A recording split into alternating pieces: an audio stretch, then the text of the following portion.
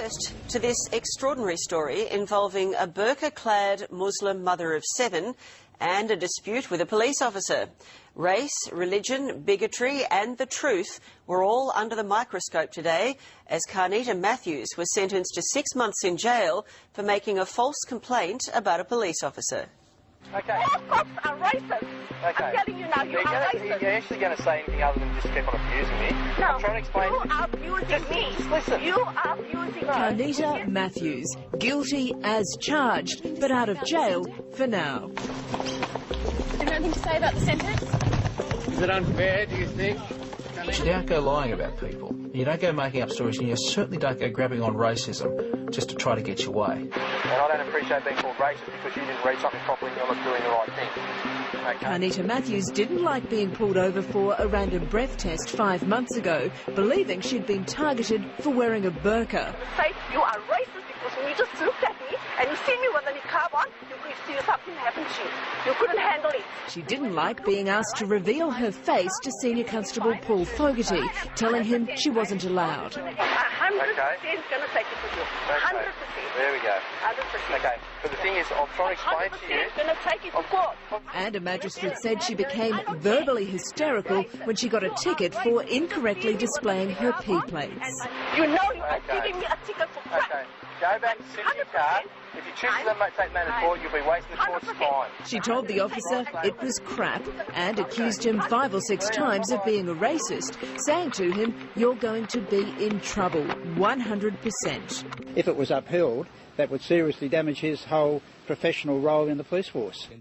She even went to the media with her false accusation. And it actually felt like he actually touched my veil, and I pulled back. But it was what she did next that landed her in big trouble. She made a formal complaint in a statutory declaration that the officer had acted in a racist manner and had even tried to rip off her veil. It is unfair and it's the ugliest accusation you can make. Fortunately, it's all there on the patrol car video, or, put more accurately, not there.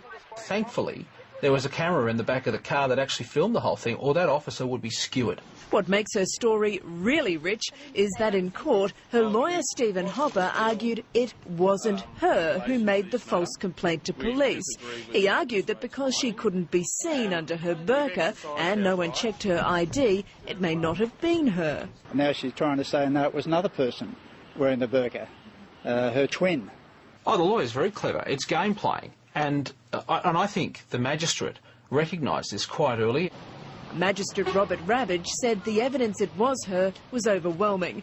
He's the hero of talkback for calling her crime malicious and ruthless and a cheap and easy shot. He sent her to jail for 6 months. She was out this afternoon on bail and ready to appeal. Kazar Trad from the Islamic Friendship Association of Australia says she shouldn't go to jail for the sake of her 7 children. I wasn't in the court, but sometimes judges like to make an example of people, and it certainly feels that this is a case where compassion might have been a much better received outcome. Why? Well, we're talking about the lady who has a number of children, family commitments. Because I got my P plates on. The judge said that she had been malicious and ruthless about the police officer's life. Well, look... she didn't show compassion for him. We're talking about compassion for the children. Fairness is a two-way issue here. Radio 2GB's Jason Morrison doesn't buy it, saying she was prepared for the policeman to pay a high price. A dent on his reputation of an accusation of racism, you're never clear. It ruins a career. Fred Nile says there's one obvious solution. I believe this is now proving a strong case for a total ban on wearing a burqa.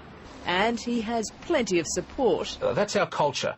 I can look at you, you can look at me. That's how it works. Carnita Matthews will go to the district court to appeal the sentence. I think justice has been served, and I think this is a major wake-up for a lot of people who think this is an issue that is just going to walk away. This is not. This case proves my argument. We must be an open-faced society. Fine. Okay. I'm going to take you and you're going to be in trouble. Okay. 100%. See ya. Bye-bye. Islamic leaders said today that it is permissible for women to reveal their face to a policeman when requested.